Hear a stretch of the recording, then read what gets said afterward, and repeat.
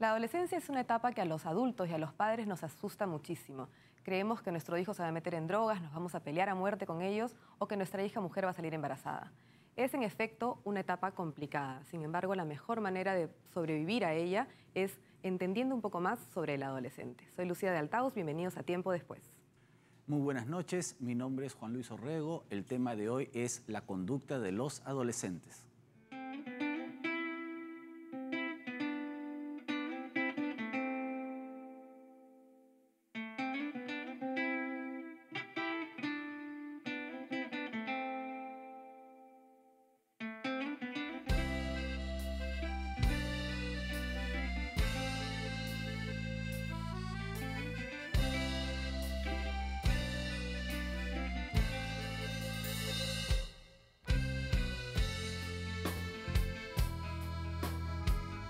Hola Lucía, tema complicado el que nos toca esta noche, los adolescentes, no solamente para los padres de familia, sino para los profesores que tienen que lidiar a veces con grupos muy grandes de chicos y todo grupo pues es diverso, cada chico tiene su propia problemática, el hogar es distinto.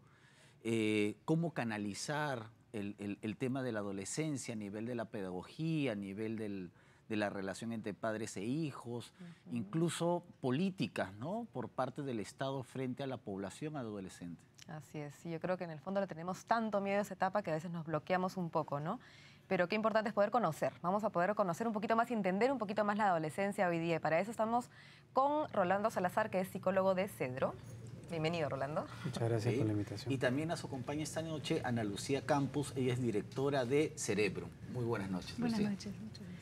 Bueno, cuéntenos un poquito. Yo creo que a lo largo del tiempo también ha ido cambiando la concepción del adolescente, ¿no? ¿Me pueden contar un poquito cómo se entiende la adolescencia hoy en día? Un poquito para empezar. Podríamos decir de que la adolescencia es una etapa del desarrollo humano. Es una etapa inevitable, es una etapa crítica en el sentido de que hay cambios. Hemos dejado la niñez donde hay una dependencia muy marcada con los padres de familia y estamos pasando a un mundo de búsqueda de la autonomía. En esa búsqueda de la autonomía tenemos dos caminos que a veces se cruzan. Uno es el del crecimiento personal, donde vamos a desarrollar hábitos, fortalecer ciertos valores, ciertos principios que hemos adquirido en nuestra niñez. Y también vamos a tener, por otro lado, la presencia de otras tentaciones que nosotros le llamamos las conductas de riesgo. En ese devenir, el adolescente va a estar en ciertos momentos con un pie derecho y firme hacia su crecimiento personal y en otros momentos va a estar ante la tentación de incurrir en alguna conducta de riesgo. En ese sentido, esa ambigüedad o ambivalencia también se ve con respecto a los padres, ¿no? Por un lado, se supone que quieren alejarse de los padres, pero a la vez también por momentos todavía los necesitan, ¿no? ¿Cómo pasa eso, digamos, ese ir y venir, Ana Lucía? Sí, claro que sí. Y cuando tú mencionas un concepto sobre la adolescencia, me hace recordar que esa palabra adolescencia viene de un vocablo que significa adolecer. Y que durante muchos años los padres y muchas personas han entendido que ser adolescente es estar adoleciendo de algo, ¿no? Y eso es lo primero que necesitamos que se cambie a nivel de sociedad, es el concepto de la adolescencia, ¿no? La adolescencia no es adolecer de algo, sino es una etapa de llegar a crecer, de llegar a desarrollarse en algo. Y esas conductas típicas de la adolescencia, nada más y nada menos es que un fruto de un cerebro en transformación, ¿no? Todas esas conductas de riesgo, toda esta relación con padres, la relación entre los pares, van siendo construidas en función a un proceso de maduración que se da muy significativo en esa etapa de la adolescencia, pero que todavía no está completa. Por eso que en algunos momentos está este avance hacia una conducta más correcta, más pensada, ¿no? Medida, y en algunos momentos el desliz de no medir las consecuencias para lo que hago. Entonces ahí es donde los papás y los educadores necesitan entender bien qué es lo que está sucediendo en esa etapa para saber encauzar, porque a veces la tendencia es hacer con que prohibir, se porte, ¿no?, de la manera que yo quiero que se porte. O prohibir, simplemente, ¿no? Prohibir, medir, y lo ideal es conocer para saber cómo encauzar.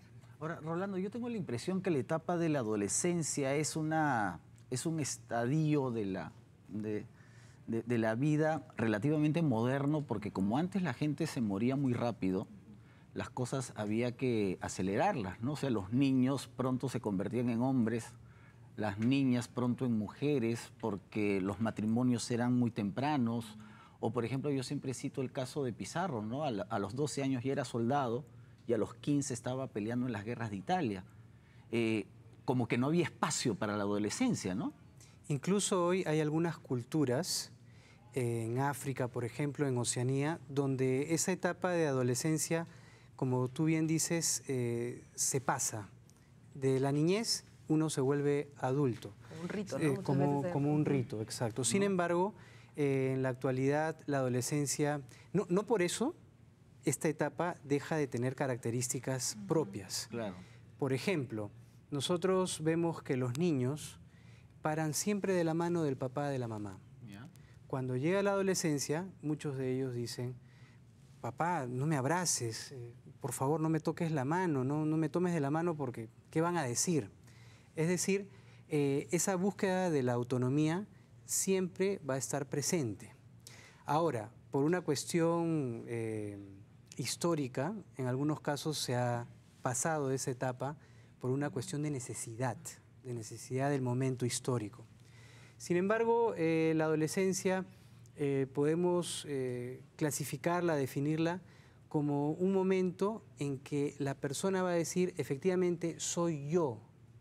Es decir, ya tengo las características propias para enfrentarme a este mundo. Ya estoy definido con una identidad propia frente a los demás, frente a mi familia, para enfrentar este mundo. Pero para llegar a eso hay un largo trecho, ¿no? En verdad, ese es como finalmente, ¿no? Casi que el objetivo, ¿no? ¿Podríamos definir un poquito cómo es esta búsqueda de identidad? Porque claro, hemos hablado de salir de casa, de independizarse, pero eso está de la mano de la búsqueda de quién soy yo, ¿no? ¿Nos puedes explicar un poquito, Ana Lucía, cómo es ese? Mira, dentro del enfoque que tenemos, que es el estudio vinculado, las investigaciones que hacemos vinculadas al proceso de desarrollo del cerebro en la etapa de la adolescencia, y algo que menciona súper importante es que realmente fue solo para el siglo XVIII que la adolescencia fue reconocida como una etapa ahí nace del el ciclo adolescente, vital, pues. ¿no? Y a partir de ahí que vienen cada vez más aumentando los estudios para saber qué es lo que está sucediendo ahí.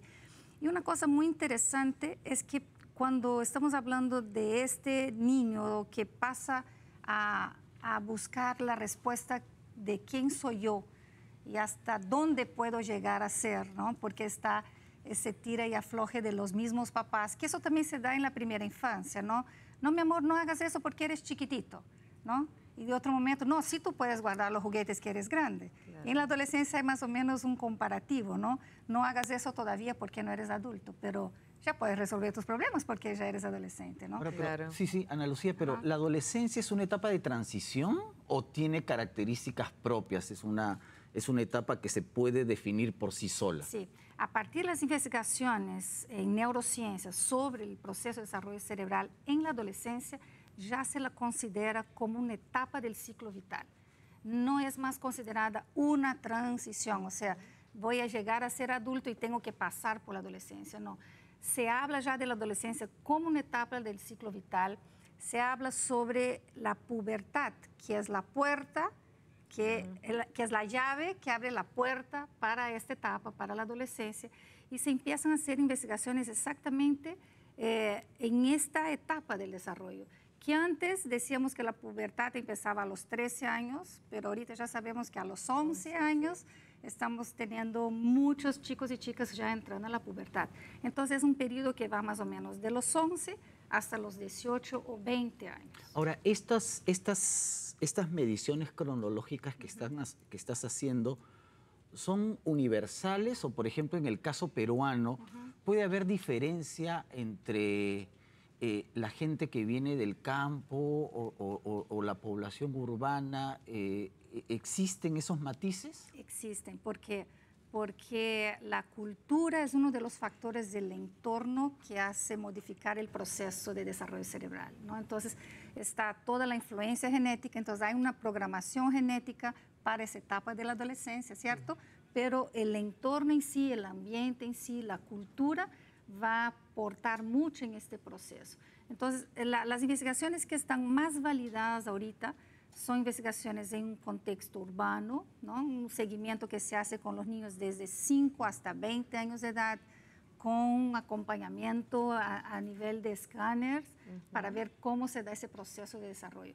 Aún no hay expansión de la investigación en entornos rurales, en entornos indígenas, pero sí hay comparación de comportamiento en esos diferentes ambientes que te deja ver dos cosas: comportamientos comunes, independiente de dónde estén estos chicos, como por ejemplo la conducta de riesgo, ¿no? Y comportamientos que son específicos del entorno en donde se van desarrollando. Contexto. ¿Pero hay más comunes que específicos o no?